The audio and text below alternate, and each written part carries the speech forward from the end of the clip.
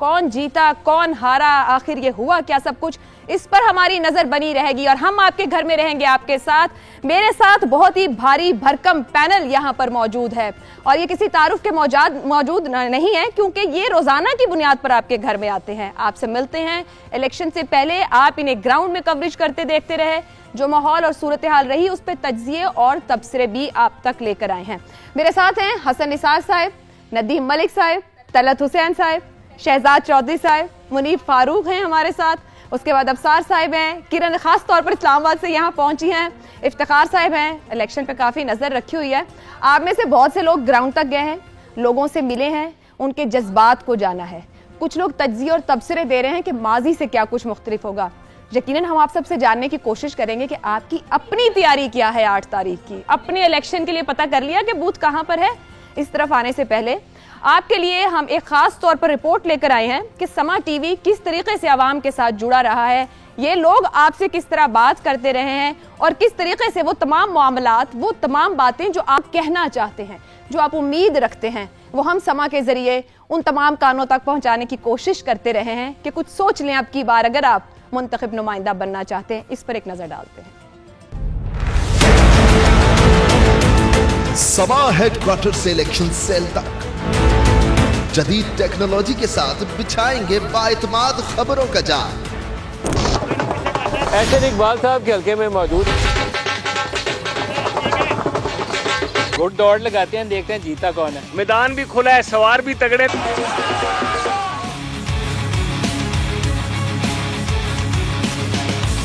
Red line election special.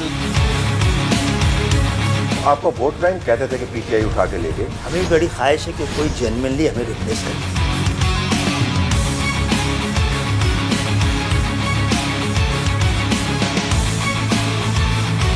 हमारा internet जो है वो बड़ा ज़हीन है, जब भी पीटीआई का कोई इंटरनेट के ऊपर इवेंट होता है वो स्लो डाउन हो जाता है। ऐसा कोई प्लान नहीं है। पाकिस्तान अपनी तारीख के सबसे अहम इलेक्शन की तरफ बढ़ रहा है। काफ़ी तीखा इलेक्शन मुझे होता नजर आ रहा है। सबसे बड़ा सवाल ये है कि NA 127 की आवाम वोट किसको देंगे। This last couple of questions. Bilawal Bhutto Zardari साहब हमारे साथ हैं। हमारे अंदर एक कैपेसिटी है कि हम सबको साथ लेके चल सकते हैं। तख्ते इस्लामाबाद की इंतखाबी जंग में हर बार की तरह इस मर्तबा भी पंजाब के इंतखाबी दंगल पर सबकी नजरें लगी हुई हैं। मैं समझता हूँ पंजाब वो वाहिद सूबा है चारों सूबों में से जहाँ पे परफॉर्मेंस पे वोट देने वालों की तादाद सबसे ज्यादा है। पिछले इलेक्शन में बादशाह ने हमें एक हाथी दिया, इस इलेक्शन में दूसरा हाथी दिया। PMLN पीपल्स पार्टी और PTI से बहुत आगे है। मेरा ख्याल है कि अब मीडिया की आज़ादी खतरे में है और आगे जाके और भी पाबंदियां लगेंगी। पहले साइफर केस, फिर उसके बाद तोशा खाना का केस। यहाँ बहुत बहुत वेलकम मर्दान। आपने पुरअमन सियासी इंतकाम लेना है। कैसी चल रही है आपके इलेक्शन के? अल्हम्दुलिल्लाह। हमें इंतजार करना होगा 8 फरवरी का। अस्सलाम वालेकुम भाई, वोट किसको देंगे? बच्चे की किस्मत में उसको दे देंगे। इस बार की क्या तैयारी है? इलेक्शन को टफ समझता हूँ। मैंने कभी अपनी जिंदगी में किसी इलेक्शन को भी लाइटली नहीं लिया। आवाम कहाँ है? जहाँ 75 साल पहले थे उससे बदतर हाल है। कितने फीसद ये इम्कान है कि जो होने वाले इलेक्शन हैं वो साफ और शफाफ हो? वोट डालने से लेकर नताइज तक फेक नहीं, फैक्ट न्यूज देखेगा पूरा पाकिस्तान।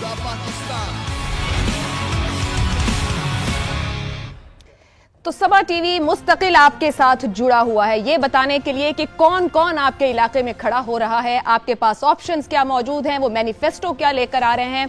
75 साल गुजर गए, अब की बार ये उम्मीद की जानी चाहिए कि आप लोग सोच समझकर अपने वोट का इंतखाब करेंगे। हम आपको लम्हा ब लम्हा बताते रहेंगे, खबर से लेकर तज्जिए और तबसरे तक। हसन निसार साहब, अब मैं आप सब लोगों की जानिब रुख कर लूँ, आपकी तरफ आती हूँ। 75 साल आप तो खैर मैं क्या कहूँ, मुझे बाहर भी जाऊँ तो लोग कहते हैं कि आप ना जमहूरियत ना कुछ। अब आप बता दें, इलेक्शन डालने का मूड, कोई प्लान है? चले जाएं, लोग भी उन्हें भी कहें कि इलेक्शन के लिए वोट डालें। आपकी तो शुरुआत ही झूठ से हुई है। अच्छा। इदारा शुमारियात के मुताबिक 2023 की मरदमशुमारी के तहत पाकिस्तान की आबादी 24 करोड़ 14 लाख। ओ भाई ये 25 करोड़ छोड़ चुकी होगी। अच्छा, प्रॉब्लम ये है कि ये ज़माना इस्तेदाद का है, तादाद का नहीं। अकल शक्ल नाम की तो चीज़ है नहीं। और मैं डे वन से एक बात कह रहा हूँ, मुझे I want somebody to educate me जिस शख्स के पाँव के नीचे ज़मीन अपनी नहीं, सर पे छत अपनी नहीं, अगले वक्त के खाने का उसको भरोसा नहीं, उससे आप उसकी सबसे कीमती चीज़ मांग रहे हैं, उसके तो पल्ले ही कख नहीं है। किसी भी इंसान की ज़िंदगी में सबसे इम्पोर्टेंट चीज़ होती है उसकी राय, उसकी ओपिनियन। तो जिसका तो कुछ भी नहीं, एक भंग खाना है, वो चल रहा है पहले से जमहूरियत के नाम पे इस मुल्क में। मैं तो 32 साल से ही बात कर रहा हूँ, ना मैं किसी को कायल कर सका, ना कोई मुझे कायल कर सका। No, it's going to be nothing. पर आपने ये बात कह दी कि राय बड़ी अहम है और वही राय वोटर ने इस्तेमाल करनी है। नदीम मलिक साहब, आप ग्राउंड पे थे, लोगों का सेंटीमेंट जानने की कोशिश की, वो सोच क्या रहे हैं, आप किस नतीजे पर पहुंचे हैं? जो वो सोच रहे हैं एंड रिजल्ट उससे मुख्तलिफ होगा। जो ग्राउंड के ऊपर रियलिटी थी वो तहरीके इंसाफ, वोटर जो था वो तहरीके इंसाफ की मेजोरिटी में था। 2018 में जब आप पंजाब के हलकों में घूम रहे थे ना, तो मेरा अंदाज़ा था कि मेजोरिटी जो है वो नून लीग की है बेशतर हलकों में, लेकिन रिज़ल्ट उसका जो था नून लीग वाले जीते, लेकिन हुकूमत बाद में पीटीआई की बनी थी। इस दफ़ा उससे एटलीस्ट 10 परसेंटेज पॉइंट ज़्यादा सपोर्ट पीटीआई के लिए मौजूद है तमाम बेशतर हलकों में। पंजाब के जो बड़े बड़े सेंटर्स हैं, इवन लाहौर में अगर उनको बल्ले के निशान के साथ आज़ादी से मैच खेलने की इजाज़त दी जाती तो पीएमएलएन को सुख का सांस नसीब ना होता, लेकिन वैसी सूरत हाल नहीं है। ये आप जज्बात की बात करें कि सॉलिड जिसे कहते हैं कि ये रियलिटी है। रियलिटी मतलब हमने कैमरे के ऊपर बेशतर ऐसे कमेंट्स रिकॉर्ड किए थे जो मुझे 2018, 13, 8 कभी भी सुनने में नहीं थे मिले। लोग हेजिटेट करते थे बेशतर इदारों की तरफ उंगली उठाते हुए, बोलते हुए। इस दफ़ा बोल रहे थे और हम लोग बाद में प्रोड्यूसर को साथ साथ मार्क करते जाते थे कि ये काटना दिखाना नहीं है, इसको मुश्किल पेश आएगी, या हमें मुश्किल पेश आएगी, या उस बेचारे को उठा के कोई ले जाएगा। तो एंड रिजल्ट एटलीस्ट इलेक्शंस हो रहे हैं 2008 को, नतीजा वो नहीं होगा जो लोग चाहते हैं, तो लेकिन चले, पाकिस्तान में पहले भी मगर मैं यही कहूंगी कि हम उम्मीद रखते हैं कि जो अवाम चाह रहे हैं वो कम से कम बैलेट बॉक्सेस से वैसे ही बरामद हो। जो वोट डले एटलीस्ट 2008 के 8 फरवरी के लिए सिर्फ मैं एक चीज कहूंगा कि जो वोट डल रहा है वो उसी के खाते से निकलना चाहिए जिसको डला है। ये ना हो कि वो आयशा को वोट डला हो और निकल नदीम के खाते से और नदीम का डला हुआ वोट तलत साहब को निकला। ये भरोसा देना पड़ेगा सिस्टम को। तलत साहब क्या कहते हैं, आप भी ग्राउंड पे थे, आपने अक्रॉस पाकिस्तान ट्रेवल किया है, क्या वाकई अवाम ये ट्रस्ट रख रहे हैं कि मैं जिसको वोट डालूंगा वो वहीं से निकलेगा? देखें, जो पब्लिक सेंटिमेंट है, अगर बाजार के सेंटिमेंट की बात करें तो उसके अंदर तो आपको आवाज़ बड़ी बुलंद नजर आती है पाकिस्तान तहरीक इंसाफ की, और उसका वोटर जो है या उसका सपोर्टर जो है, हर सपोर्टर वोटर नहीं होता, इसका भी हमें फ़र्क रखना चाहिए। बिल्कुल उसकी आवाज़ बुलंद है, वो अग्रेसिवली अपनी बात करता है। लेकिन ये दिलचस्प होगा 8 फरवरी को देखना कि जिस साइंस के तहत वोट पढ़ते हैं, जिस मशीनरी के तहत वोट पढ़ते हैं, जिस निज़ाम के तहत वोट पढ़ते हैं, जो सियासी जमातों का अपना निज़ाम है, यानी आपने वोटर को खींचना है, घर से निकालना है, उसके ट्रैवल का बंदोबस्त करना है, फिर आपने पोलिंग बूथ तक लेके जाना है, फिर रजिस्टर करवाना है, उसमें कौन सी जमात तगड़ी है? मेरे ख्याल में बहुत सारे दूसरे मामलात भी इस अंदर ज़ेर बहस आएंगे कि निज़ाम ने कैसे काम किया, सिंबल कैसे ले लिया, लेकिन जो शुमार है, मकबूलियत में और शुमार में फ़र्क है। तो आपने अगर अपने आप को शुमार में शामिल करना है तो वो फिर साइंस भी आपको ज़हन में रखनी चाहिए। वो साइंस जो है जिस जमात के पास तगड़ी होगी, जिसको पता है कि किस गांव के अंदर कौन सा धड़ा कैसे बैठा है, तो बहुत सारे नतीजे जो हैं वो पहले से तय होते हैं इस अंदाज से। मेरे ख्याल में उसके पास कामयाबी बेहतर आ सकती है। दुरुस्त हो गया। ये आपने बड़ी जबरदस्त बात की है साइंस की। शहजाद साहब अक्सर हमारे प्रोग्राम स्ट्रेट टॉक में भी कहा करते हैं, वो स्ट्रक्चर वर्सेस सेंटीमेंट, दोनों बातें आ गई। इलेक्शन डे की साइंस और सुबह 8 से शाम 5 बजे का वक्त हर जमात कैसे यूटिलाइज करेगी, आप क्या समझ रहे हैं? कुछ बता दीजिए। आपका भी वोट पोलिंग बूथ पता चल गया? हाँ, पता तो लग गया। देखिए, बात पता चला कि बदल दिया गया। बहुत पता है, वो तो खैर चलने कोई बात नहीं, हमारे इलेक्शनों में होता ही है। लेकिन बहरहाल जो बहुत अहम बात है ना, जो हम शायद भूल रहे हैं, वो ये है कि हम इतने खुशकिस्मत हैं कौम के तौर पे, पाकिस्तानी होने के नाते, कि इलेक्शन हो रहे हैं। पाकिस्तान की खुशकिस्मती है कि इलेक्शन हो रहे हैं। वो जो जमूद पिछले कुछ माह से, साल 1.5 साल से था, उसको तोड़ने की हमारे हाथ में कोई एक सिरा आ गया है उसको आगे मूव करने का। एक तो ये बात। दूसरी बात, जो हमारे अवाम है, जो हमें देख रहे हैं, और हम सब भी जो यहाँ बैठे हैं, चाहे हमारा कोई और आइनी या कानूनी हक होता हो या ना होता हो, हमें मिलता हो या ना मिलता हो, ये एक वाहिद आइनी और कानूनी हक है जो आपके पास, और आपको सारे कह रहे हैं कि खुदा का वास्ता है इसको इस्तेमाल करो। ये इतना अहम इलेक्शन है और इतना अहम इनका हर एक का वोट है। तीसरी बात ये कि जहाँ तक तंजीम और एहसास की बात है, सेंटिमेंट और स्ट्रक्चर्स की, देखिए तंजीम के साथ ही जज्बात को शक्ल दी जा सकती है। बगैर तंजीम के जज्बात कोई माने नहीं रखते। तो तंजीम का मतलब होता है कि you have to move from where you are to the polling booth and do something. उधर कुछ करना पड़ेगा, जाके हिलना पड़ेगा, सर्दी के बावजूद उठ के जाना पड़ेगा। तो all I can say is कि इतना कलीदी है। रिजल्ट हम बनवा लेंगे, रिजल्ट का कोई मसला नहीं। रिजल्ट बनवाएंगे और रिजल्ट चलाएंगे और रिजल्ट चलाएंगे भी। मैं अभी इस वक्त आवाम के साथ बैठा हूँ। अच्छा, मैं उधर बैठूंगा तो कुछ और बात करूंगा। ये सही हो गया। मुनीब साहब आपकी जानिब आऊं। वैसे तो मैं आपको भी पूछ लूं कि पोलिंग बूथ पता कर लिया आपने? जी पता चलिए, अच्छी बात है कि आवाम को भी पता चले कि पता कर ले अपना अपना पोलिंग बूथ, ताकि आप पहुंच जाएं। आपके ख्याल में यहाँ बार बार बात हम कर रहे हैं कि हम लोगों से भी कहते हैं कि समझे। हसन साहब ने एक बात की कि लोगों की राय बड़ी कीमती है।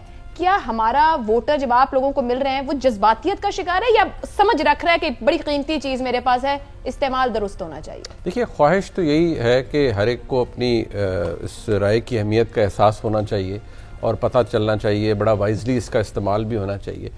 एक फैक्टर जो कि इस इलेक्शन के अंदर हम शायद डिस्काउंट अभी तक कर रहे हैं, नहीं करना चाहिए, वो है तारीखी तोड़ फोड़ जो कि इस इलेक्शन से पहले हुई है। वो एक प्रीलूड है जो कि हमें इस इलेक्शन तक लेकर आया है और वो भी तारीखी है। यकीनी तौर पर पिछले एक साल के अंदर इस मुल्क के अंदर जो कुछ हुआ और जिस जमात के हवाले से हम आज कह रहे हैं कि ग्राउंड पर उसका सेंटिमेंट बड़ा स्ट्रॉन्ग है, उस जमात ने अपने साथ पिछले एक साल के अंदर क्या किया, ख़ास तौर पर इमरान खान साहब ने अपने साथ या अपनी जमात के साथ ख़ुद क्या किया। एक टिकिंग टाइम बॉम्ब के ऊपर वो ख़ुद को टाइमर ऑन करके बैठ के और आवाम को उस चक्कर में डाल दिया कि वो इतने ज़्यादा ताकतवर हैं कि वो शायद रियासत से भी टक्कर ले सकते हैं।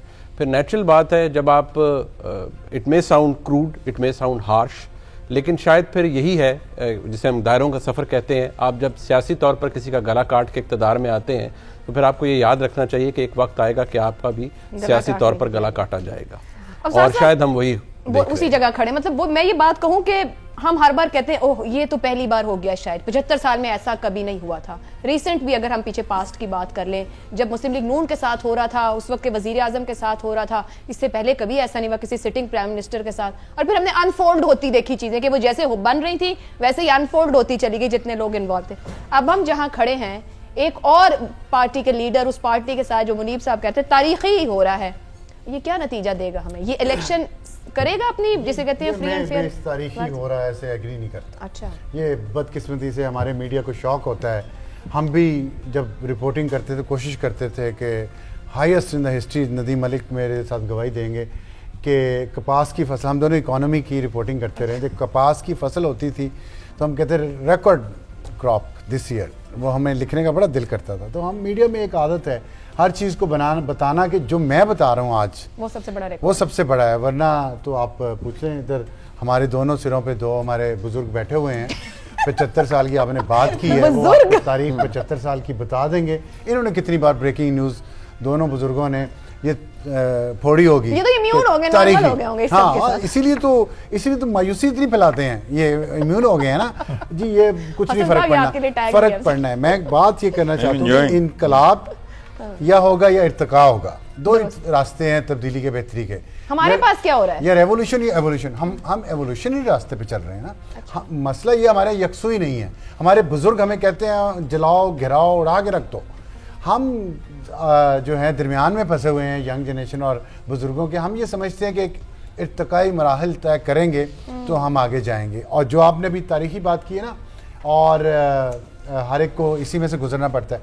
मसला ये है कि हमने कोशिश की, पूरी कौम ने पिछले 30-40 साल के थोड़ी सी बेहतरी लाएं, रास्ता जो इर्तिकाई मराहिल हैं वो तय करें। तो जब हम 4-5 सीढ़ियाँ चढ़ चुके थे तो एक पीछे ऐसे 72 साल इनकलाबी आया, उसने पकड़ के सबको नीचे ले आया। तो फिर ये इर्तिका तो नहीं हुआ? मुनीब ठीक कह रहे थे, दायरों का ही सफर है। फिर नहीं, दायरों का सफर एक ने बंदे ने आके खराब कर दिया ना, बना दिया दोबारा। एक करके आते हैं। यही तो हमारी बदकिस्मती है कि हम 30-30, 35-35 साल का लीडर पकड़ते हैं, उसको पकड़ के उसको मैच्योर करके उसको 50-60 साल की उम्र तक उसको लेके जाते हैं कि वो बेहतर परफॉर्म करना शुरू करे। तो पीछे से एक और आ गया कि नहीं मेनू भी खिलाओ।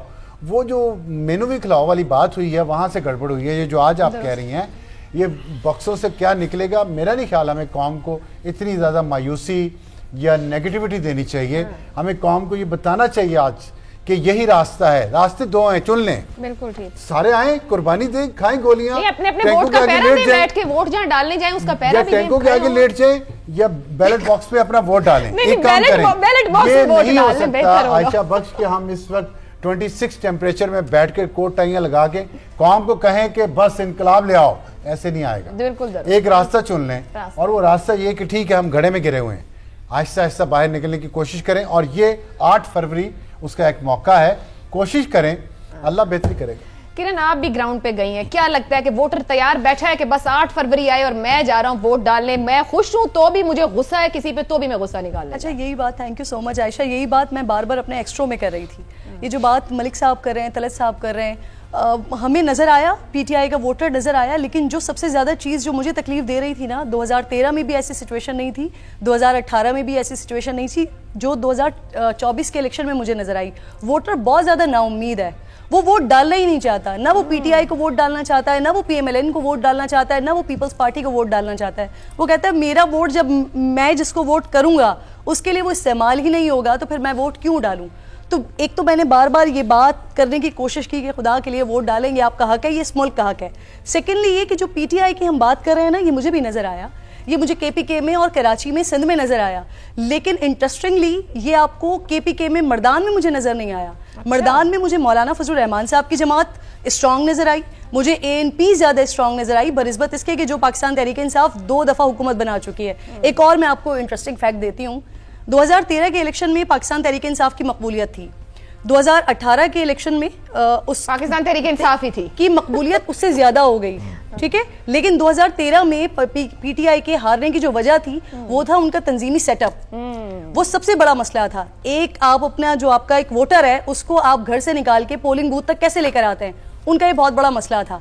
आज 2024 में भी मुझे लगता है कि पीटीआई की 2013 वाली सिचुएशन होने जा रही है। तब तो मसला हल करने वाले थे, किरण, मसला हल करने वाला भी कोई नहीं। देखिए डस्का का इलेक्शन उसकी सबसे बड़ी मिसाल है। धुन थी, पीएमएलएन ने सीट निकाल ली, पाकिस्तान तहरीक इंसाफ के साथ पूरा सेटअप था, एक सीट मसला बन गई थी। तो अभी तो वो तंजीमी सेटअप बहुत बुरे तरीके से शटर हुआ है, मुझे लगता है बड़ी प्रॉब्लम होने वाली है। ग्राउंड रियलिटी कुछ और है, तंजीमी सेटअप कुछ और। इफ्तिखार साहब, ग्राउंड रियलिटी कुछ और है, सोशल मीडिया कोई और रंग दिखा रहा है, जज्बात भी हैं, जमातें स्ट्रक्चर्स भी रखती हैं, अब रह सिर्फ 2 दिन गए हैं। आपको लगता है कुछ सियासी जमातों ने अपनी साइंस बदली है या पुरानी स्ट्रेटेजी पर है? क्या साइंस बदलेंगे? पोलिंग स्टेशन वैसे ही, पोलिंग स्टेशन का स्टाफ वैसे ही, लिस्टें वैसे ही, शनाख्ती कार्ड वैसे ही, आइडेंटिफिकेशन वैसे ही, क्या बदलेंगे? नहीं, कोई कंपटीशन सख्त नहीं हुआ पॉलिटिकल पार्टीज के अपने मैनिफेस्टो और आवाम को टच करने में? मेरी बात सुनो, मेरे पास एक लिस्ट है। इफ्तिखार साहब, आप अब सार की बात को ज्यादा संजीदा ले लें। नहीं, मेरे पास एक लिस्ट है, इसमें पाकिस्तान तहरीक इंसाफ और पाकिस्तान मुस्लिम लीग के दरमियान जो मुकाबले हुए 2018 में, अगर मैं पाकिस्तान मुस्लिम लीग नवाज के 10,000 वोट उठा के मुकाबला करने वाले पीटीआई के उम्मीदवार को दे दूं इस पूरी लिस्ट में, तो 29 सीटें बनती हैं ज़्यादा पीटीआई की एज़ कम्पेयर टू 2018। तो क्या आप मुझे ये कन्विंस करना चाह रहे हैं सारे कि लहर जो है वो इससे भी ज़्यादा बढ़ गई है, 10,000 से भी ज़्यादा बढ़ गई है, लाखों की तादाद में वोट वो चेंज हो जाएंगे? नहीं, ऐसा नहीं होगा, एक बात। दूसरी बात है पोलिंग स्टेशन पे जाना।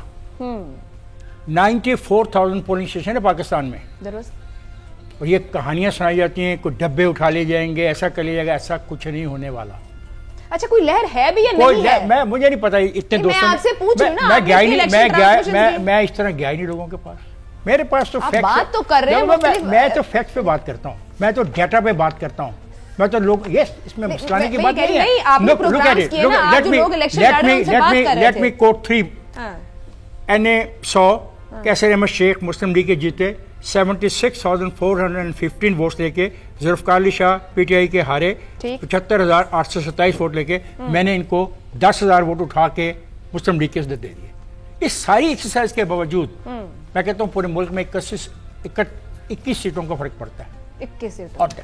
और मैं ये मानने को तैयार नहीं कि इतनी बड़ी कोई लहर है कि हर कॉन्स्टिट्यूंसी में 10,000 वोट मुस्लिम लीग के मुकाबले में ज्यादा हो गए या मुस्लिम लीग के 10,000 वोट कम हो गए। मैं नहीं मानता, ये मुझे इतना इजाजत दें, प्लीज मुझे दबाव में मत लाइएगा, इतना तो मुझे इजाजत दें। मैं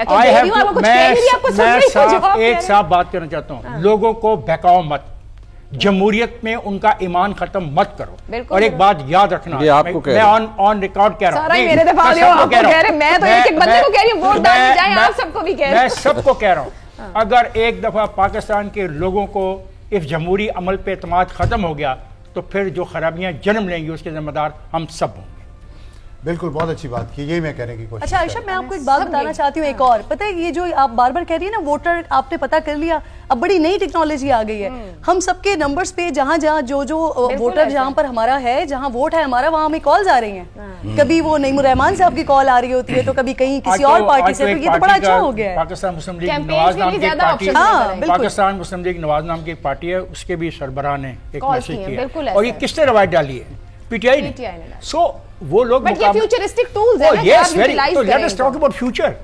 व्हाई वी, क्यों नहीं हम कंपेयर करते 2013 को 2018 से और 2018 को 2024 से? Why we are convinced? ऐसी बात नहीं है, ऐसी कोई चीज। मैं तो आपके प्रोग्राम के जरिए पाकिस्तान तहरीक इंसाफ के कारकुनों को कहूंगा, प्लीज आओ अपने अपने इलाकों में आके वोट डालो। वो तो बिल्कुल बैठे हैं, कह रहे हैं हम जा रहे हैं, तो जाए प्लीज। अच्छा, फिर एक बात, उसके बाद हमें वो नतीजा आपको भी मानना होगा, मुझे भी मानना होगा और उनको भी मानना चाहिए। और नतीजा यकीनन अवाम तो मान ही लेती है सर, मामलात कहीं और शुरू हो जाते हैं। एक ब्रेक की तरफ जाना है, ये पैनल हमारे साथ यहाँ पर मौजूद है, कुछ मजीद डिस्कशन करेंगे इस ब्रेक के बाद।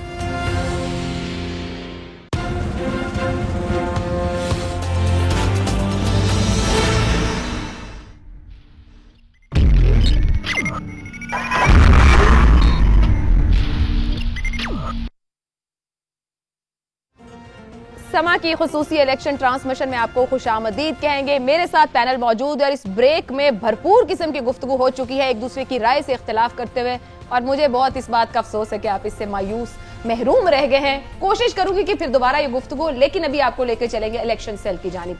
समा की जानिब से एक पूरा इलेक्शन सेल अरेंज किया गया है, उसे बनाया गया है। वहां पर बच्चे मौजूद हैं जो मुस्तकिल जितने हल्के मौजूद हैं उसके डाटा को कलेक्ट कर रहे हैं, किस तरीके से जमा तफरीक ज़रब तकसीम, जब ये मुख्तलिफ पोलिंग स्टेशन से रिजल्ट पहुंचेंगे और आप तक वो समा लेकर आएगा, क्या तैयारी है, किस तरीके से सब कुछ बनाया गया है, आप समा की स्क्रीन पर इसको लम्हा ब लम्हा 8 तारीख की शाम से जान सकेंगे। इस वक्त हमारे साथी एंकर शाजिब मौजूद हैं। शाजिब, आपकी तरफ आऊंगी, जरा हमें बताइएगा क्या तैयारी है यहाँ इलेक्शन सेल में। बिल्कुल आयशा, बहुत शुक्रिया। समा की खुसूसी ट्रांसमिशन तो जारी है और उसमें मुस्तरद सहाफ़ी और सीनियर तज्ज़ियाकार को तो आप देखेंगे यकीनी तौर पर, लेकिन मैं इस वक्त कहाँ हूँ ये मैं आपको बताता हूँ। इलेक्शन सेल 2024 और मेरे आसपास बहुत सारे नौजवान मौजूद हैं। ये नौजवान यहाँ पर चंद दिनों से नहीं, ये तकरीबन 5-6 माह इनको हुए हैं यहाँ पर बैठे और मुसलसल ये काम कर रहे हैं। ये कर क्या रहे हैं?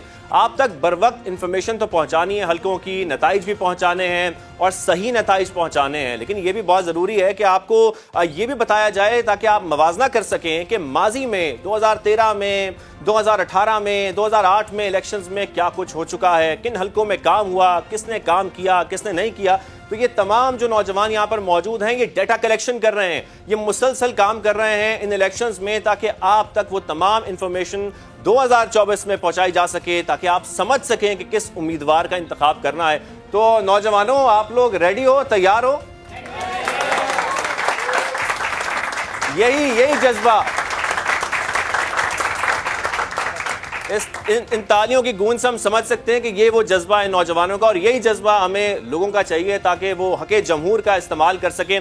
आकिब मनियार साहब जो कि बिल्कुल मेरे साथ मौजूद हैं, ये इनको हेड कर रहे हैं, सुपरविजन भी कर रहे हैं, और यकीनी तौर पर जो इसके नताइज हैं वो हम समा की स्क्रीन पर देख भी रहे हैं। आकिब साहब, बहुत शुक्रिया आपका। आगे चलते हैं, सिर्फ यही नहीं, ये तो इलेक्शन सेल है, इलेक्शन सेल से हम आगे बढ़ते हैं और मुख्तलिफ जोन्स बनाए गए हैं। मुख्तलिफ जोन्स यानी कि पाकिस्तान के मुख्तलिफ हल्कों को डिवाइड किया गया है ताकि जो इंफॉर्मेशन है उसमें सबकी मुख्तलिफ ड्यूटीज़ हैं वो आप तक पहुंचाई जा सके। और सिर्फ यही नहीं, हम जिस तरफ बढ़ रहे हैं वो आपको मैं दिखाना चाहता हूं, क्योंकि हम जा रहे हैं जो मेन न्यूज़ रूम है, जहां पर बाकायदा तौर पर इस इलेक्शन सेल की सुपरविजन की जाती है, देखा जाता है कि जो नताइज यहाँ पर कंपाइल होंगे या जो डाटा इंफॉर्मेशन यहाँ पर कलेक्ट किया गया है वो सही है, वो आप तक पहुँचाना है, उसका दुरुस्त होना भी बहुत ज़रूरी है। मैं इस वक्त पहुंचा हूं न्यूज़ रूम के अंदर, और न्यूज़ रूम के अंदर जो कि यहाँ पर तजर्बाकार टीम समा की मौजूद है, जो कि आपको मुसलसल नताइज आप तक पहुंचाएगी इलेक्शन 2024 में। ये सब लोग वो हैं जो इस पूरे इलेक्शन में तमाम हल्कों के जो नताइज, कौन हारा, कौन जीता, किसने जो है वो बाजी ली और किसको हार हुई, ये सारी इंफॉर्मेशन आप तक पहुंचेगी इस तजर्बाकार टीम के जरिए। तो ये वो टीम है जो इलेक्शन सेल को भी सुपरवाइज करेगी और जो मुख्तलिफ जोन्स हैं उनको भी सुपरवाइज करेगी, ताकि आप तक सही इंफॉर्मेशन और बरवक्त इंफॉर्मेशन पहुंच सके। जी आयशा, बहुत शुक्रिया शाहजेब हमें अपडेट करने के लिए। और ये नौजवान बिल्कुल पूरी लगन से लगे हुए हैं कि इलेक्शन का रिजल्ट हल्का इकट्ठा करें और फिर हम अपने नाजरीन के आगे रखें। आपका एक बार फिर से शुक्रिया। वापस आते हैं जी आप लोगों की जानिब। ब्रेक में तो बहुत हलचल मचा रखी है आप लोगों ने, बड़े ऐसे बैठे हुए आप सब लोग के कॉफी पिलाएं ना, कॉफी पिलाएंगे तो कुछ बात बनेगी। कॉफी चाय आती है, मेरा ख्याल है ज्यादा गर्मा गर्मी हो जाए। आयशा हम दो खवातीन ऐसे करके बैठे हुए थे जैसे अब सारे बैठे हैं ना, ऐसे ब्रेक में हम बैठे हैं। यहाँ एक लहर की बात हो रही है। ये जो आपने अभी एक तो पहले में ये एक्नॉलेज करना चाहिए कि एक्नॉलेजमेंट इटसेल्फ बहुत अच्छी बात है कि जो लोग बैक एंड के ऊपर काम करते हैं, स्क्रीन के ऊपर उनको एक्नॉलेज करना बहुत अच्छी बात है। और ये बैक ब्रेकिंग काम है, ड्राई डाटा को इकट्ठा करना, मवाजना करना और फिर उससे नताइज अखज़ करना, ये जानते हुए कि ट्रांसमिशन में आपने फीड करना है और आपकी गलती जो है वो किसी की हज़ीमत का बायस बन सकती है, तो बड़ी जिम्मेदारी है। तो रियली गुड कि आपने न्यूज़ को एक्नॉलेज किया। तलत साहब, आज हम लोग जहाँ यहाँ बैठे, हमारे पीछे भी पूरी टीम पिछले कुछ दिनों से काम कर रही थी, टेक्निकल सपोर्ट स्टाफ। इनफैक्ट हमें एक्नॉलेज करना चाहिए जिन्होंने सेट डिजाइन किया है, इट्स अ ग्रैंड सेट। बहुत वो नजर नहीं आ रहे बट हमारे यहाँ बैठने के पीछे वो पूरी बहुत बड़ी टीम मौजूद है। एक्नॉलेज करना चाहिए। आप लहर का जिक्र इलेक्शन ग्राउंड जी, थोड़ा सा कंपेयर कीजिएगा सियासी और मजहबी एलिमेंट को भी। जी देखिए, लहर के बारे में ये वाहिद इलेक्शन है, एक तवील अरसे से इलेक्शन कवर कर रहे हैं जिसके बारे में फोरकास्ट करना बहुत मुश्किल है। मतलब एक तरफ से हम कहते हैं कि हमें पता है कि क्या होने वाला है, दूसरी तरफ से हम ये भी कहते हैं कि फ्रैंकली हमें नहीं पता कि क्या होने वाला है। ये इस किस्म का मखमसा जो है मैंने पहले कभी नहीं देखा। और जब आप एरिया टू एरिया जाते हैं तो आपको पता चलता है कि लोग बात भी कर रहे हैं और लोग खामोश भी हैं। तो अब ये नहीं पता जो बात करने वाले हैं वो वोट में कन्वर्ट होगा, जो खामोश है वो क्यों खामोश है, वो वोट नहीं डालेगा यानी अपनी पाँव से वोट डालेगा। When you don't vote you basically are also voting. और जो खामोश की परसेंटेज है वो कितनी कहाँ पर ट्रांसलेट होगी, तो मेरे ख्याल में बहुत मुश्किल है लहर का। अच्छा, लहर जो है ना वो आपको नज़र आती है, लेकिन 70% लोग वो हैं जो ठहरे हुए वोटर होते हैं। उन्होंने इलेक्शन पहले हमसे ज़्यादा उन्होंने इलेक्शन भुगताए हुए हैं, तो उनको पता है कि इलेक्शन कैसे करना है।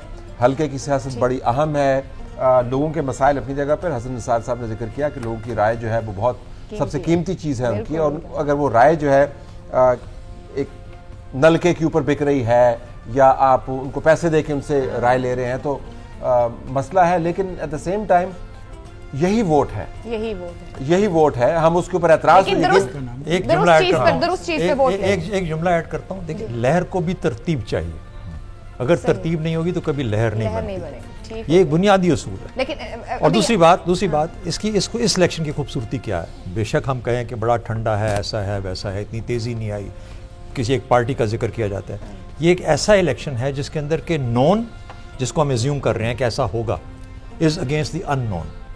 और जो अननोन होगा अगर वो आएगा तो वो डिस्ट्रप्टिव। तो ये उसका ये जो कहते हैं फैसिनेशन है इस इलेक्शन के साथ कि जो जिसको खुश क्या कहते हैं खामोश कह रहे थे वो लोग जो साइलेंट हैं, क्या वो बोलते हैं, और जब वो बोलते हैं तो उसका नताइज क्या निकलता है और कितना बोलते हैं ये भी जरूरी है। तो I think it's very interesting. मुझे एक ब्रेक की तरफ जाना है, एक ब्रेक लेते हैं, ब्रेक से वापस आएंगे तो फिर गुफ्तगू आगे बढ़ाएंगे।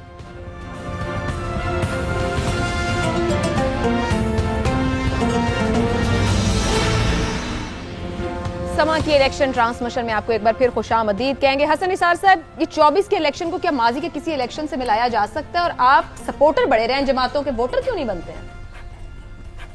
पहली बात तो यह है कि मैं अपने दोस्तों के कुछ कमेंट्स पे कमेंट करना चाहूँगा। मेरे इकलौते फिक्री रहनुमा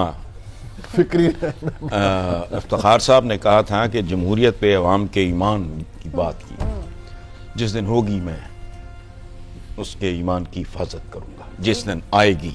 ये नहूसत मैंने आज तक इस मुल्क में देखी नहीं। दूसरी बात, ये अवाम कहते हैं जो ज़बान ज़दे आम है आजकल, मेरा ख्याल है everybody will bear me out के ज़बान ज़दे आम ये है कि मखलूत हुकूमत होगी, तो वो तो फिर कुछ भी प्रोड्यूस नहीं कर सके। अच्छा, एक मिनट, एक मिनट खैर जाओ, नहीं ब्रेक पंगा लो। अच्छा, पूछना चाह रहा था। अच्छा, आईनी हक का मिलना ये शहजाद भाई ने मुझे बड़े प्यारे लगते हैं, हमारा आपस में बड़ा रिश्ता भी बड़ा अच्छा है। इन्होंने कहा था आईनी हुकूक का मिलना, बॉटम लाइन वाकई हुकूक होते हैं, वो इस मुल्क में कभी ना मिले ना दूर तक मिलेंगे, यकीन रखें। आईनी हक इलेक्शन जरा सारा ही उन्होंने हक के जाना। खैर बात हुई मुनीब साहब ने की है, मैंने इनको भले वक्तों में भी देखा हुआ है। इन्होंने कहा था तोड़ फोड़ की को बात की इन्होंने। सकूते ढाका के बाद होने वाली किसी तोड़ फोड़ की मेरे नजदीक कतन कोई अहमियत नहीं है। अच्छा, हमारे एक भाई ने कहा अल्लाह खैर करेगा, ये हम सबका तकिया कलाम है, सबका। हालांकि ये बिल्कुल फजूल बात है। अल्लाह की खैर की कुछ कंडीशंस होती हैं, वरना बगदाद से लेके बांग्लादेश तक खैर होती शराइत है, ऑब्जर्व करोगे खैर होगी। अच्छा, अब रह गया इलेक्शन, तो जिसके बारे में जबान ज़दे आम कौन, आम वोटर ये कह रहा है कि जी ये तो मखलूत, अखबारों में छप रहा है मखलूत, दानिश्वर फरमारे ने मखलूत। अच्छा, मेरे वालों मुर्दा होवे मखलूत होवे, it doesn't make any difference, but मखलूत का एक मतलब है, उसने किसी शय को जन्म नहीं देना, जो चल रहा है यही चलेगा। सवाल उठा दिया। एक ब्रेक पे जाना है, मुझे पता है आप सब कुछ ना कुछ कहना चाह रहे हैं, अब ब्रेक पे जाना है, क्या करें, अब ब्रेक के बगैर गुजारा नहीं है, तो आपको सबसे ज्यादा पता होना चाहिए, कमर्शियल के बगैर काम नहीं हो सकता। इलेक्शन पे पूरा फोकस है, मैंने इसीलिए आप लोगों को बिठा दिया है, हिलना नहीं है। एक ब्रेक लेते हैं, आप हेडलाइंस जानेंगे और फिर हम यहाँ मौजूद हैं आपके लिए, आप मजीद इस गुफ्तगू से बहुत कुछ जान सकेंगे और समझ सकेंगे।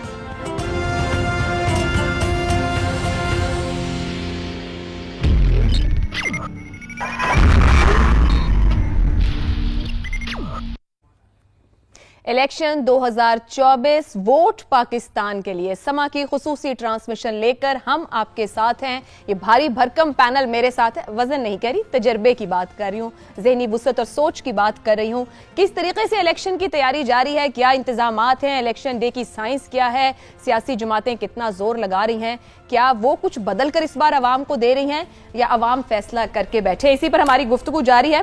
नदीम साहब, मैं आपकी जानिब आऊं, 2024 के इंतखाबात को किसी तरीके से मुनफरिद कहा जा सकता है माजी के, क्योंकि एक बहुत बड़ी तब्दीली की बात हुई 18 में और 1.5-2 साल पहले फिर पूरी कौम जिस एक प्रोसेस से गुजरी है, अभी तक बहुत से आफ्टर शॉक से बाहर नहीं आ पा रही। अच्छा, पहले मैंने शुरू में जो कमेंट किया था वहीं से दोबारा स्टार्ट करता हूँ, फिर उसके साथ रिलेट कर लेता हूँ। एक तो मैं इस बात पे कन्विंस हूँ कि उसकी ग्राउंड पे तहरीक इंसाफ की सपोर्ट मौजूद है, उतना ही मैं इस बात पे भी कन्विंस हूँ कि 8 फरवरी को तहरीक इंसाफ जीत के हुकूमत नहीं बना सकती। तो जो लोग चाहते हैं वो वोटिंग टर्नआउट के बावजूद शायद नतीजा उससे मुख्तलिफ ही निकलेगा। बहुत कोई मिरेकल हो जाए जिसकी मुझे तवक्को नहीं है, क्योंकि 70% लोग जो है वोट डाल रहे हैं और रजिस्टर्ड वोटर्स, फिर आप शायद ऐसा मिरेकल की तवक्को कर सकें, वो नहीं होगा। क्योंकि जब वोट डालने लोग निकलेंगे तो अगर किसी जगह लगेगा कि मामला हाथ से निकल रहे हैं तो उसको स्लो डाउन भी किया जा सकता है, it is manageable.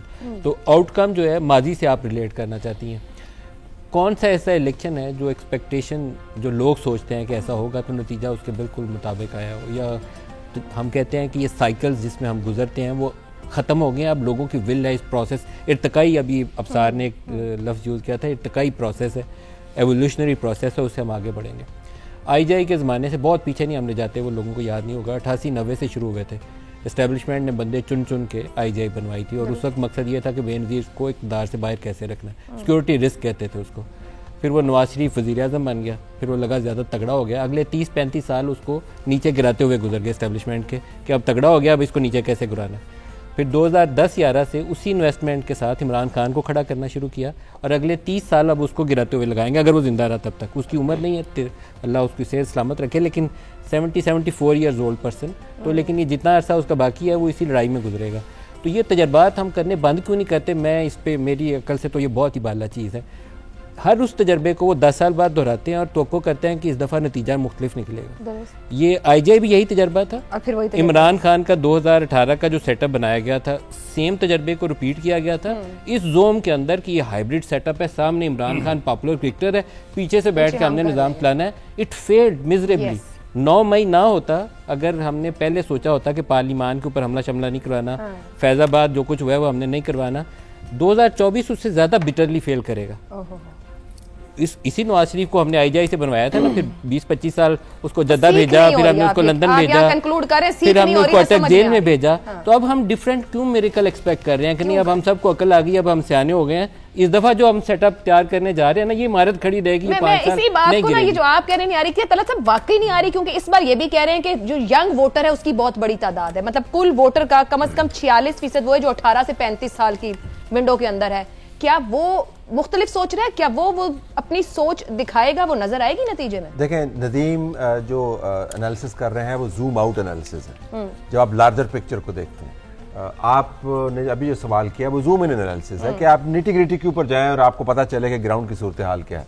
Zoom in out analysis के जो अमूमी मामलात है उससे मुकम्मल तौर पर हम इत्तफाक करते हैं कि आप तजर्बाती तौर पर पाकिस्तान को बार बार एक ही तरफ नहीं धकेल सकते। ठीक हो गया। लेकिन दिलचस्प पहलू ये भी इसका है कि हर मरतबा जब ये तजर्बा होता है तो यही पॉलिटिकल प्लेयर्स जो हैं खुद किस तरह इसका हिस्सा बनते हैं। मेरे ख्याल में ये 50% तो मैनिपुलेशन है और 50% ख्वाहिश भी है, उसको भी मद्देनजर रखना चाहिए। अगर इस मरतबा 2024 में डिब्बे में से जो वोट डला उसके मुख्तलिफ नतीजे आए तो ये वही तजर्बा होगा जिसकी नदीम बात कर रहे हैं। दुरुस्त। और जाहिर है उस तजर्बे का वही नतीजा होगा। दुनिया भर की जो दानिशमंदी है, पाकिस्तान उस दानिशमंदी पर हावी नहीं हो सकता। आपने लोगों का सेंटीमेंट जानना है, मापना है और उसके बाद उसको वोट में ट्रांसलेट करके उनके नुमाइंदे अपने असेंबली के अंदर भेजने हैं। ठीक हो। तो अगर हमने ये काम किया, इस वजह से 8 फरवरी का जो प्रोसेस है वो बड़ा अहम है। अब हम जूम इन की तरफ चले जाते हैं, तो क्या हमने वो तमाम फिल्टर्स लगाए हुए हैं, मीडिया बीइंग वन फिल्टर, बैनुल-अक़वामी ऑब्जर्वर्स मौजूद हैं, इलेक्शन कमीशन का एक अपना निज़ाम मौजूद है।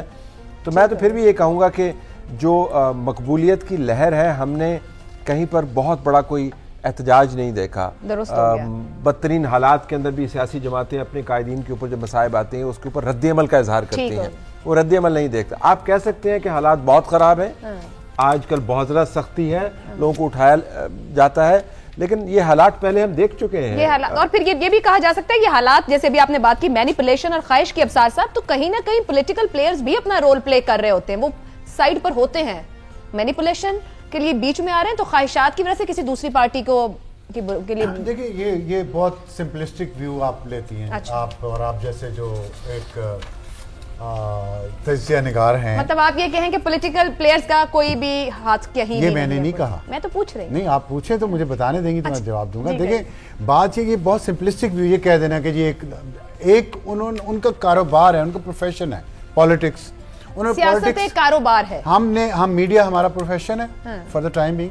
हम हर किस्म के हालात में मीडिया काम करते हैं। हम आज फॉर एग्जांपल अब इमरान खान का नाम नहीं लेते, ठीक, पहले हमने उसको पंप कर करके गुब्बारा फुला दिया उसका, और अब हम उसका नाम नहीं लेते, लेकिन हम काम तो कर रहे हैं। पॉलिटिशियंस ने भी मार्शल हो, हाइब्रिड निज़ाम हो या प्योर डेमोक्रेसी हो, पॉलिटिशियन ने, पॉलिटिकल पार्टी ने काम करना होता है, सर्वाइव करना होता है। बात फिर वही है, डिसाइड कर लें, इनकलाब लाना है, कुर्बानी देनी है, खून दे के लाना है तो आए ना, फिर सारे आए।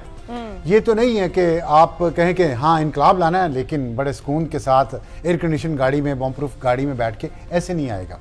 तो बात ये है कि ये सोचना है उन पर जिसमें मीडिया भी शामिल है। या बार बार बात हुई है कि तजर्बात करने का बंद कर देगी इस्टेब्लिशमेंट। मैं समझता हूँ कि इस्टेब्लिशमेंट ना करे तजर्बात बंद करना। मीडिया का रोल किधर है? मीडिया क्यों हर उसके तजर्बे में उसका हथियार बनता है? जजेस क्यों हर तजर्बे में उनका हथियार बनते हैं? चंद एक जिस सियासी जमातों का आपने जिक्र किया या इलेक्टेबल्स हैं, वो इस्टेब्लिशमेंट का टूल क्यों बनते हैं? उन तजर्बात में ना बने। हर कोई अपने अपनी जगह पे भी तो कुछ फैसले करे ना। हम ये सब बैठे मसीहा का इंतजार करते हैं कि वो आएगा और हमें इसमें सब में से निकाल के आगे ले जाएगा। हर एक ने अपनी अपनी जगह पे कुछ ना कुछ कंट्रीब्यूट करना है और उसमें मीडिया ने भी करना है। और मैं आपको एक और बात करना चाहता हूँ, मुझे पता आप जल्दी में हैं, इश्तिहारात आपने चलाने होंगे, इतना आपने आलीशान ये इंतजाम किया। मैंने तो पाकिस्तान के मीडिया में आज तक इतना आलीशान निज़ाम नहीं देखा जिन्होंने बनाया है। उन सब का हारिस साहब तारीफ करें, तारीफ आप सब लोग तारीफ कर, तारीफ का एतराज लग रहा है क्योंकि आपकी तारीफ नहीं कर रहा। टोन नहीं बदली ना, उसी टोन में आपने तारीफ करके लगा क्या एतराज कर रहे हैं? बस मीडिया का इतना काम है, एंगल बदल गया है। आटा गोंदी हेल्दी क्यों नहीं, गलतियों की निशानदेही क्यों नहीं समझते? गलतियों बारीक अंदाज से गलतियों की निशानदेही कर रही है। मुझे गलती कोई नहीं नजर आ रही, होती है, जाहिर है, परफेक्ट टोन बदले ना, लेकिन नहीं वो फिर वो असल में मेरे साथ वो लगे हुए थे ना, मुझ पे क्रिटिसिज्म करते करते तारीफ करनी पड़ गई, तो चैनल चेंज वही लगी ना। ये फर्क है ना, उनके साथ बात तो वो ये बहुत अच्छा है, तो इसलिए लोगों को ये देखने दें। और हम भी अब जब इतनी बड़ी ट्रांसमिशन कर रहे हैं, जो मेरा ख्याल है पाकिस्तान की मीडिया की तारीख में बड़ी अच्छी है, तो लोगों को कोई होप दें, उन्हें बताएं कि मुस्तकबिल इतना तारीख नहीं है कि जो हमारे राइट और लेफ्ट जो लोग बैठे ना, हमारे राइट और लेफ्ट पे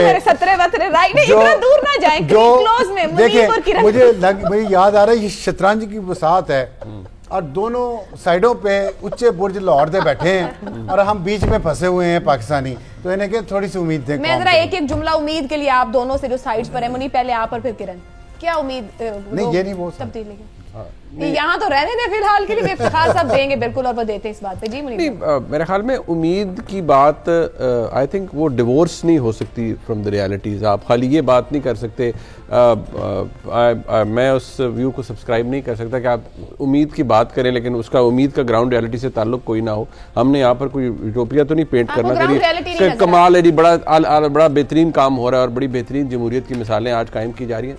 सीधी सी बात है जी, जब तक सियासतदान अपने सियासी इंटरेस्ट के लिए अपनी सियासत को रेंट आउट नहीं करेंगे पाकिस्तान के मुक्तदरा को, तो उस वक्त तक ये सिलसिला चलता रहेगा। ये एक तमाशा है जो चलता रहेगा। दूसरी बात ये कि जो आज हो रहा है उसको पाकिस्तान में जो ताकतवर हल्के हैं वो उसे रिवर्स इंजीनियरिंग का नाम दे सकते हैं कि जी जो इमरान खान साहब के लिए किया उनको कंधे पे बिठा के लाया गया।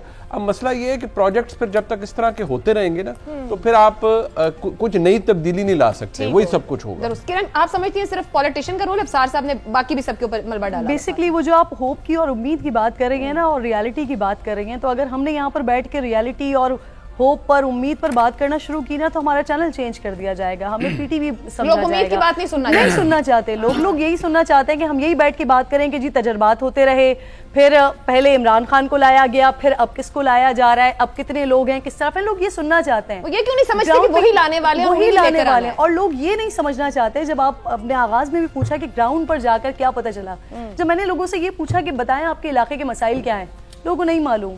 लोगों से पूछा आपने पिछली दफा किसको वोट दिया था, मिसाल के तौर पर कहते हैं नून लीग को। अच्छा ठीक है, आपके इलाके के कुछ मसाइल हैं, वो हल हुए, गटर का पानी बह रहा है, गंदगी है, बुरा हाल है, हशर नशर निकला हुआ है, अगला वोट किसको देना है जी? PMLN को देना है। तो पिछली दफा आपने वोट दिया था वो तो यूटिलाइज हुआ नहीं, उसका तो कोई फायदा नहीं हुआ, कोई बात नहीं जी, वो जद्दी पुश्ती चला आ रहा है वोट, तो इस वजह से वो वोट पड़ेगा। तो बेसिकली वो जो आप होप की बात करिए ना, प्रॉब्लम ये है कि अगर हम इस तरह से देखना शुरू कर दें ना, अगर हम एहतिसाब करना शुरू कर दें पॉलिटिकल पार्टीज का, फिर तो ये बहुत बड़ा मसला हो जाएगा, फिर शायद ये बड़ी अच्छी डिबेट भी हो सकती है। लेकिन प्रॉब्लम ये है ही नहीं, लोग प्रॉब्लम्स की तरफ जाना ही नहीं चाहते, लोग जानना ये चाहते हैं, शऊर दिया ही नहीं गया कि वो समझ पाएंगे प्रॉब्लम ये। बट आपके राइट लेफ्ट होप वाले बैठे। छोटी सी बात में किरण ने बहुत अच्छा पॉइंट रेज किया, यही फर्क है। इन्होंने कहा है कि लोग ये देखना चाहते हैं, सुनना चाहते हैं। देखिए हम मीडिया के लोग हैं, आपने अभी बात की सच्चाई की, लोगों को शऊर देना चाहिए। हम परफॉर्मर नहीं हैं कि जी स्टेज पे खड़े हैं, लोगों को एंटरटेन करें, ये लोग बड़े खुश हो रहे हैं, तालियां बजा रहे हैं और हम और मजीद जुगते मार रहे हैं ना। लोगों को सच बताएं चाहे तल्ख हो। और ये सियासी शऊर देना क्या उनके मुंतखब नुमाइंदों का या जो उनसे वोट लेने जा रहे हैं उनका काम नहीं है? उनको बताएं। मेरा ख्याल है कि अगर हम मुकामी हुकूमतें ले आए, जो आइन में हमसे वादा किया गया है, वो आखिरी होप है मेरे लिए।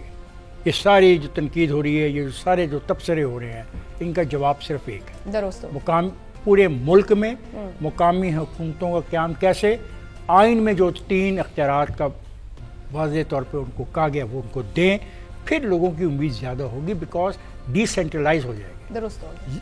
पौने 1 लाख के करीब नया लीडर इमर्ज करेगा। और ये जो मोनोपोली है ये आहिस्ता आहिस्ता 2-3 4 साल के 2 इलेक्शन के बाद कम हो जाएगी। मुझे एक बात कहनी है, यहाँ पे नौजवानों की बात हुई, देखिए जी नौजवानों का ये पोजीशन है, इसका 57 मिलियन है, 57 मिलियन, राइट।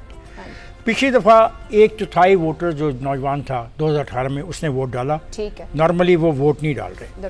फिर एक बात जो है वो टर्नओवर की होगी। मैं आती हूँ उसके ऊपर, मैं शहजाद साहब को शामिल करूँ। मुझे एक फिक्रा कह लें, उसके बाद शहजाद साहब को लीजिएगा। मैं ब्रेक में बोलूँगा। आप ब्रेक में बोलिए। नहीं, आप ब्रेक के बाद बोल दीजिएगा। आप ब्रेक के बाद नहीं आप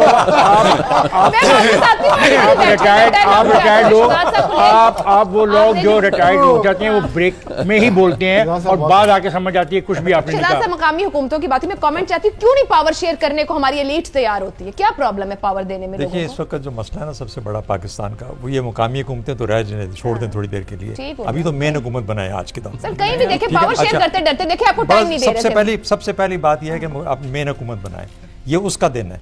अच्छा दूसरी बात ये भूल जाएं कि ये कोशिश करें कि इलेक्शंस का जो प्रोसेस है हेयर ऑन इससे आगे, मतलब ये किसी को बुरा भला कहना, इमरान खान ने ये किया, पीटीआई ने ये किया, मेरी उससे दुश्मनी है, मुझे ये पसंद है, मुझे वो पसंद है, इस मौके के बाद से कोशिश करें कि पाकिस्तान के इलेक्शन अच्छी हो जाए। इलेक्शन कौन अच्छे कर सकता है?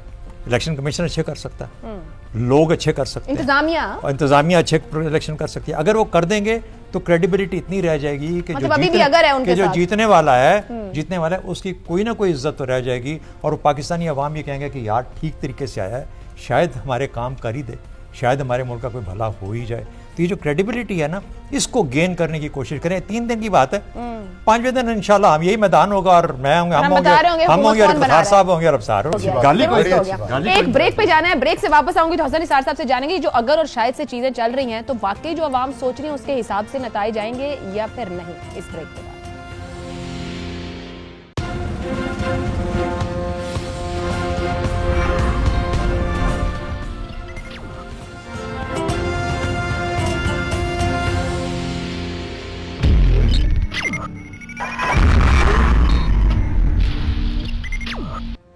इलेक्शन 2024 वोट पाकिस्तान के लिए समा की खुसूसी ट्रांसमिशन में आपको एक बार फिर से खुशामदीद कहेंगे। हम बात कर रहे हैं 8 तारीख को होने वाला इंतखाब। इलेक्शन से पहले से आपके साथ जुड़ गए हैं, मेरे साथ ये बहुत ही मुअज़्ज़ज़ मेहमान मौजूद हैं, ग्राउंड पर गए हैं, अपने अपने प्रोग्राम्स लेके आपकी राय लेकर आए हैं, तज्ज़ियाकार मौजूद है जो बड़ी बारीकी से देख रहे हैं क्या कुछ मुख्तलिफ होने को है या सब कुछ माजी वाला ही होने वाला है। हसन निसार साहब मैं आपकी जानिब आऊं, अब यहाँ पे टर्नआउट की भी बात हो रही थी, आपने पहले हाइब्रिड की बात करते हुए कह दिया कि उसके तो कोई नताइज नहीं होते हैं, ना उससे कुछ निकलता है। मैं ये जानना चाह रही हूँ, मुस्लिम लीग नून और पीपल्स पार्टी, जितनी गुफ्तगू अब तक हुई पीटीआई बिना सिंबल के इलेक्शन में है, ये मुस्लिम लीग नून और पीपल्स पार्टी आप समझते हैं वफाक में इकट्ठी होंगे या प्रेफर करेंगे कि इंडिपेंडेंट मिला के अलग-अलग आगे बढ़ा जाए, जिसके पास भी नंबर लेके? देखिए बात सुने, मैं सीधी सी एक बात करूँगा, ठगों के दरमियान भी हालात के तहत उनके ग्रुप्स जो हैं, एक गोरे की बड़ी खूबसूरत किताब है इसका अमीर अली ठग के बारे में, तो ये मैं इनको देखें बात सुने, मैं पाकिस्तान की सियासत को कभी सियासत नहीं समझा, ना यहाँ के सियासतदान को सियासतदान, ना यहाँ की डेमोक्रेसी को मैंने कभी डेमोक्रेसी समझा है। 2-3 चीज़ें मुझे और ऐड करनी हैं, बहुत मुख्तसर। नदीम साहब ने, तलत साहब ने एक बात की, वही तजर्बे दोहरा रहे हैं। बरे सगीर की तारीख महमूद गजनवी वगैरह से पहले की भी उठा के देख लें, अंदाज़ा होगा आपको हज़ारों साल से इनका यही हाल है। पहली बात ये डीएनए का रौला है। अच्छा, हमारे मेरे लालपुरी ने जवाब अगर ऐड कर दें आप कर सकते हैं, कभी नतीजा मुख्तलिफ भी निकला। मैं उसकी तरफ भी आ जाऊंगा बाद में अगर आप इजाज़त देंगे। हमारे मेरे लालपुरी ने कहा कि सहाफ़त से अदलिया तक और इंतज़ामिया वगैरह वगैरह सारे बतौर हथियार इस्तेमाल होते हैं। तो again it boils down to the same thing. उसकी वजह है हथियार क्या चीज़ है, क्या ना वेपन रेजिस्ट, वो हाइड्रोजन बॉम्ब भी हो, आपने सिर्फ एक बटन को हाथ लगाना है वो कहानी शुरू कर दे। नहीं, क्लाशनकोफ है। हाँ। मैं आर्म्स रखने वाला आदमी हूं, मुझे पता, हथियार तो मासूम है। अच्छा, एक तो ये जो हम बात करते हैं ना कि जी साफत भी तो अदलिया भी, तो क्या अदलिया क्या साफत, इट्स द सेम थिंग। अच्छा, अब एक बात बड़ी खूबसूरत जिसका एक ज़माने में मैं बहुत ज़्यादा उस पर कुड़ता था, जो इफ्तिखार साहब का जो बेसिक मसला है और वो ठीक मसला है, वो है मकामी हुकूमतें।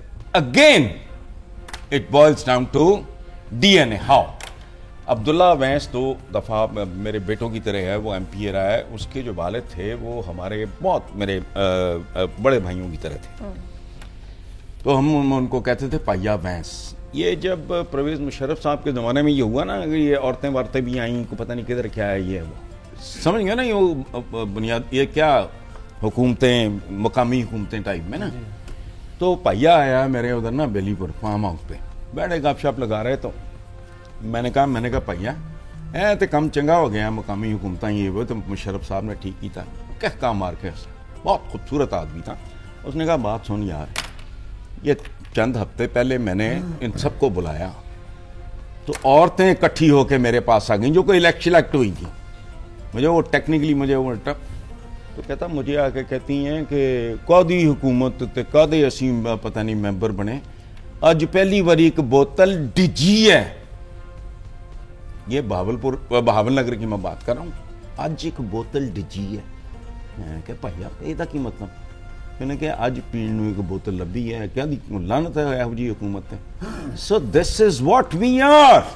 ठीक है, अब सर सब कुछ कमेंट करना चाह रहे हैं। बोतल से शुरू कर लेता हूँ कि वक्त ऐसा है ना कि बोतल की मिसाल देनी पड़ गई, लेकिन मैं ये बात कर रहा हूँ नहीं मिसाल नहीं, तुझे कुछ और भी चाहो नहीं, मैं निरी मिसाल, मैं दम वाली बोतल लायलपुर से हूँ, दम वाली बोतल पे यकीन करता हूँ, राहत फतेह अली खान वाली बात। दो बातों का जवाब दूँ, एक तो डीएनए की, ये बड़ी लिटिस्ट सोच है हमारी कि डीएनए खराब है। मैं अभी इनकी बात करते मैंने सोचा तो मुझे अंदाजा हुआ कि ये जो खित्ते की जो तहजीब है, दुनिया की चंद एक पुरानी जो तहजीबें हैं उनमें से एक है civilisation.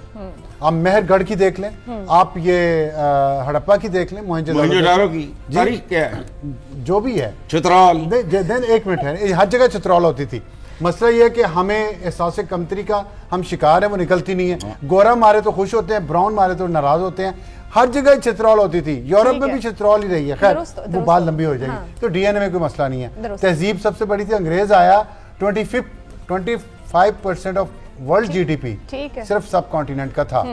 Half of the world wealth was in सब कॉन्टिनेंट। तो ये हमारी तारीख इतनी भी बुरी नहीं है। ठीक है, हम हालात बुरे में से गुजर रहे हैं। इतनी मासूमियत से इन्होंने हथियार को मासूम बना के पेश किया। हथियार मासूम नहीं होता है। मैं खुद लायलपुर का ना होता तो इनकी लायलपुरी मासूमियत का शिकार हो चुका होता। ये इतना मासूम हथियार नहीं है।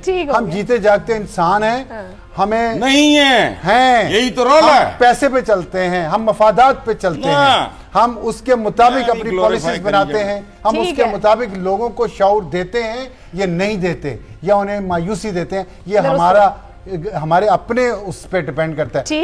मीडिया का काम है सच का। ठीक है, हथियार है इस तरह नहीं, वो टूल के तौर पे मैंने कहा इस्तेमाल होता है। वो टूल भी तो यूज होता रहा ना, आपको खुद पता है कि मीडिया कैसे इस्तेमाल। रदी मलिक साहब, मैं आपकी तरफ आना चाह रही हूँ। आप हलकों में भी गए, लाहौर में भी मौजूद रहे। 130 नवाज शरीफ वर्सेस यास्मीन राशिद, अब एक तासुर बन चुका है मुस्लिम लीग नून, और वो 4th टाइम। बिलावल भुट्टो ने तो नारे भी बहुत लगाए।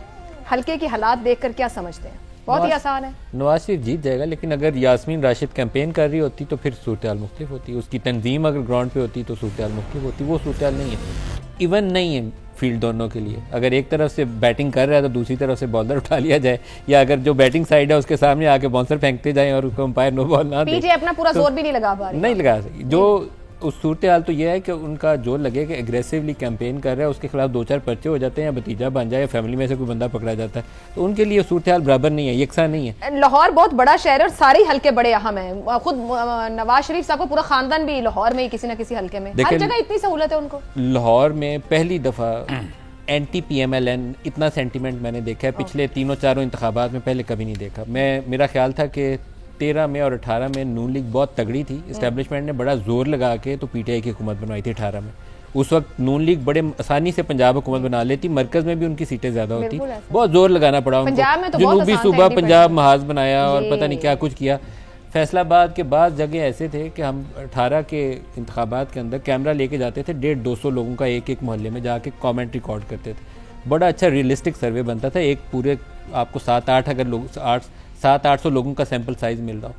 तो नून लीग क्लियरली लीड कर रही थी, और एंड रिजल्ट उससे मुख्तलिफ थे। मैं अब उन कैंडिडेट्स का नाम नहीं लूँगा, जहाँ मैं कन्विंस था कि नून लीग का बंदा जीता हुआ, एंड पे वो बंदे हार गए थे। इस दफ़ा मैं कह रहा हूँ, पहले से कह रहा हूँ कि वहाँ पर अगर मैं वोटर्स की परसेंटेज के ऊपर जाऊँ तो बड़ा क्लियर एज हासिल है PTI को, लेकिन वहाँ से जीतेगा नून लीग का बंदा, PTI नहीं जीतेगी, क्योंकि उसकी देयर इज नो तंजीम।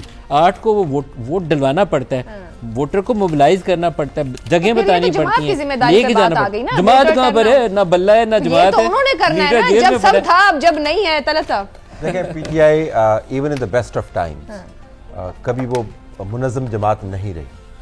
अगर आप 2013 के उनके इंतखाबात देखें तो इमरान खान की तंजीम साजी की जो सलाहियत है, अब हम जूम इन कर रहे हैं, जूम आउट से निकल के जूम इन कर रहे हैं, उसके ऊपर बहुत बड़ा सवालिया निशान था।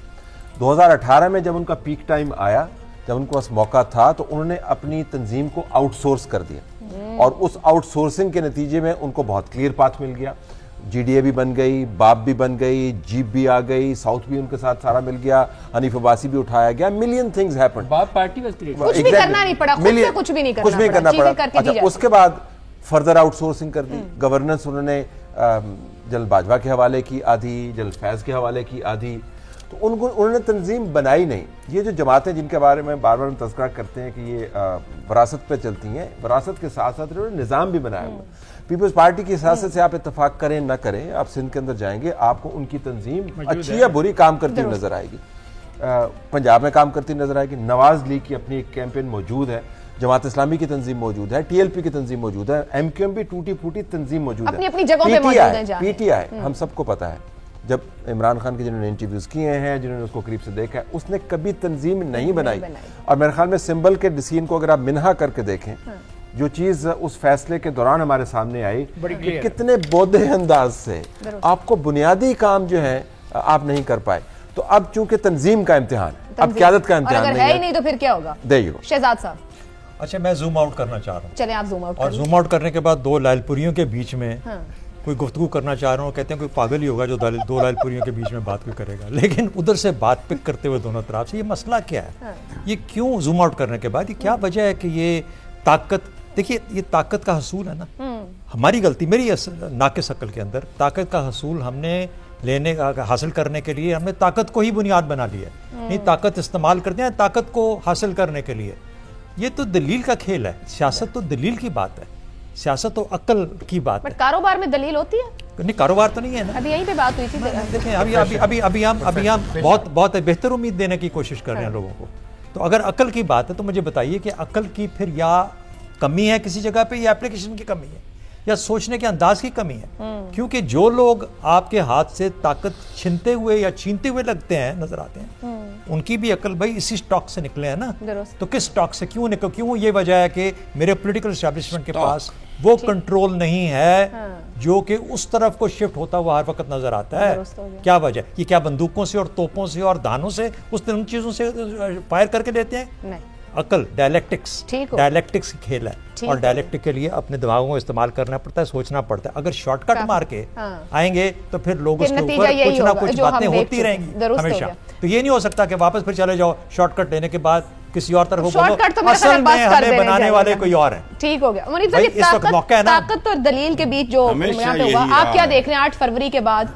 कोई अब दलील का कोई है राज या ताकत का ही राज है? नहीं, मेरे ख्याल में ये बहस तो बहुत पहले ख़त्म हो चुकी है।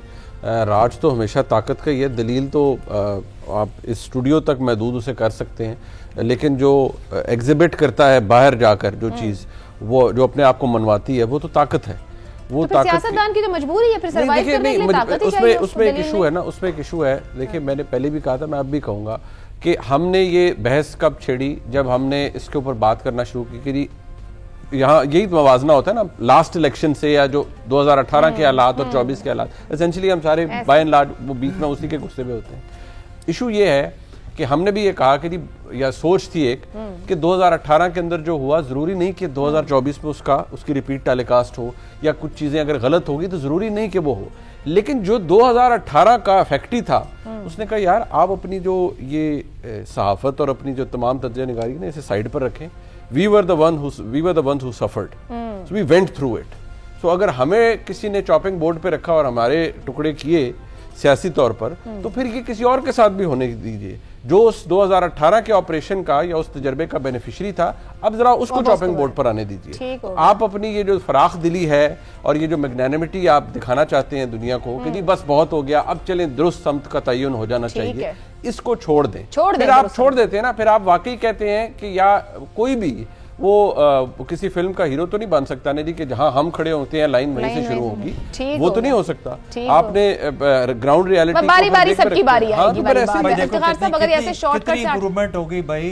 वो पहले बैठे होते थे सदर पाकिस्तान 11 साल तक, उसे छुकड़ के अब पीछे छुप के थोड़ा सा कंट्रोल करने की कोशिश करते हैं, ये से भी गुजर जाएगा। चलो मैं इस सवाल को फिर वैसे क्या फिर इसके एवोल्यूशन पे हम आ गए कि 11 साल से हाइब्रिड के सिस्टम पर। कौन सा हाइब्रिड सिस्टम और क्या बातें हम कर रहे हैं।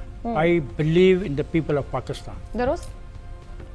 और मेरा यकीन है कि 8 को जो फैसला करेंगे वो सोच समझ के करेंगे, बगैर किसी दबाव के करेंगे।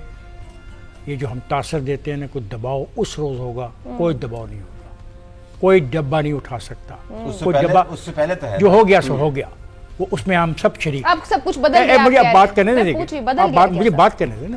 ये कह रहे हो गया, जो होना था वो हो गया, उसमें हम सब शरीक हैं। और ये बिल्कुल अब सार सही चीखता है कि हमारा रोल जो है ना, इस पर कभी बैठ के डिबेट करेंगे। मैं एक छोटी सी बात करना चाहता हूँ, टर्न ओवर मैटर करें। अगर टर्न ओवर कम होगा तो उसका किसको नुकसान होगा, अगर टर्न ओवर ज्यादा होगा किसको। आई फील जो पार्टी जिसको रांदा दरगाह कहा जा रहा है और सब कुछ उसे छीन लिया गया, still today they are in a position to get 35 to 40 national assembly seats. पिछली बार 100 से ऊपर थी, कहाँ 35-40 पे ले नहीं, वो 100 से गलत। वो पार्टी तो कैसे वो 100 एक सेकंड ठहरिए, कोई आर्टिस्ट नहीं बैठेगा ना कुछ होगा। पिछली बार और 100 कौन सी उन्होंने ली थी, कौन सी 100 ली थी ना, मुझे जरा बताइए। ऐसा न करें हम लोग यार। कौन सी 100 सीट उन्होंने नेशनल असेंबली से ली थी? प्लीज टेल मी ना, you are all senior people. बड़ी जमात के तौर तो आई ना, सामने आई। वो कैसे आई, कैसे आई? 2000 18 जैसा कुछ नहीं हो रहा, बदल गया है। अच्छा हौसला करें, आप हौसला करें। 2018 की रात को टाइम खत्म, ठीक है, 2018 की रात को जब इलेक्शन खत्म हुआ था, पंजाब में वो कहाँ खड़े थे और वफाक में वो कहाँ खड़े थे? पंजाब में पंजाब में बदल गया है सब। आप मुझे तो समझ नहीं आ रही, फिर आप डिबेट क्या कर रहे हैं? ठीक नहीं हो गया ना, मतलब आप समझ नहीं डिबेट क्या कर रहे हैं आप? अगर आप 2018 का रिजल्ट मानने को भी तैयार नहीं है, 2018 की रात का रिजल्ट मानने को भी तैयार नहीं है, तो आप पता नहीं कहाँ जा रहे हैं, किधर जा रहे हैं। I have no idea. 16 सीटें थी तहरीक इंसाफ की 2018 में, 126 जो है वो पीएमएलएन की थी। फिर उसके बाद वो जो नतीजा चेंज हुआ, फिर हमारे सामने नतीजा आ गया। तो जो आप बात मोहतरमा मेरी बात सुनो, 2018 रात को जब काउंटिंग खत्म हो गई, पाकिस्तान मुस्लिम लीग की पंजाब में कितनी सीटें थी, वफाक में कितनी सीटें थी, जाइए पढ़ लीजिए और फिर इस डिबेट को शुरू कीजिए। लेकिन इसके लिए मैं बताऊं, देखें 2008 और 2018, ठीक है, इन दोनों इलेक्शंस में जब के पीएमएलएन गवर्नमेंट में नहीं थी आई थी, दोनों तरफ ऑपोजिशन बैठी थी, उसकी उस वक्त भी 85 के करीब थी। और उसके बाद 82 थी। ठीक है। तो इसलिए ये है बगैर किसी पुश और पुल के, ये है एक पॉइंट ऑफ इंफॉर्मेशन है। मैं अभी तरह साहब से भी शेयर कर रहा था। देखें, हम बार बार ये बात कह रहे हैं कि तहरीके इंसाफ को ये मिल जाएंगी सीटें। Tehreeke Insaf as a matter of fact उस वक्त तक फंक्शनल सियासी जमात नहीं बनती जब तक उनका इंट्रा पार्टी इलेक्शन नहीं होता, जो अभी नहीं हो रहा। अभी नहीं हो रहा। अच्छा, मैं तलत साहब नहीं करवा रहा। और किसने ये साजिश की इमरान खान के खिलाफ? किरण का पॉइंट अभी शेड्यूल दिया ना उन्होंने, तो हिमायत याफ्ता लोग। हसन निसार साहब से कमेंट एक लेना है। हसन निसार साहब क्लोजिंग पे जा रहे हैं, कोई कमेंट दे दीजिए। हसन निसार साहब आपका तारीखी जुमला निजाम ठीक। देखें, एक पहली बात तो ये है कि तेजाब का गुस्ल दें। दूसरी बात ये है कि अब्सार आलम को ये समझाएं। मुझे सिर्फ एक बात अब्सार आप बताओ, डीएनए किसका मुखफ़फ़ है? भाई चलो, अच्छा साइंस की क्लास नहीं हो रही, बस चलें जी, ये गरमा-गरम यहाँ पर बहस और गुफ्तगू बात सुनो। एक मिनट बात सुनो, एक बात। आप समा के साथ जुड़िए रहिए इन तबसरों, तज्जियों और ताज़ा तरीन खबरों के लिए। अल्लाह हाफ़िज़।